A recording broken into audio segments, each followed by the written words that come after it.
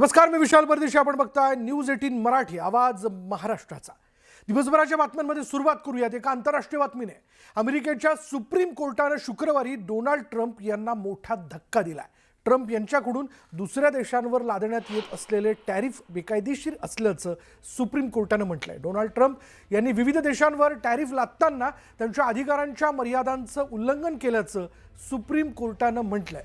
या निर्णयातील माहितीनुसार राष्ट्रीय आपत्कालीन स्थितीत लागू करण्यात येणाऱ्या कायद्याचा वापर करत ट्रम्प यांनी टॅरिफ लादलंय.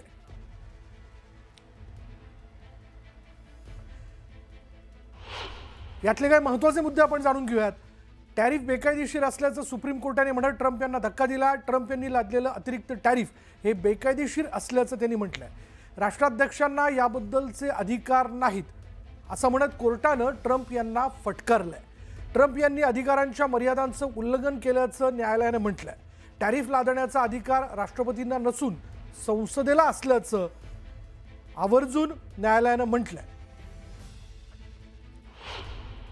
जर अमेरिकेच्या घटनेनुसार टेरिफ लावण्यासंदर्भात एखादा निर्णय घ्यायचा असेल तर ते अधिकार अमेरिकन काँग्रेसचे आहेत आणि अमेरिकेच्या फेडरल कोर्टने केवळ याच तांत्रिक मुद्द्यावरती बोट ठेवलं आणि डोनाल्ड ट्रम्प यांनी लावलेले जे टेरिफ होते, जे पूर्णपणे एकाधिकार पद्धतीने लावण्यात आलेले होते आणि ते अन्यायकारक होते, ते पूर्णपणे स्ट्रक डाऊन केलेले आहेत, ते रद्द केलेले आहेत.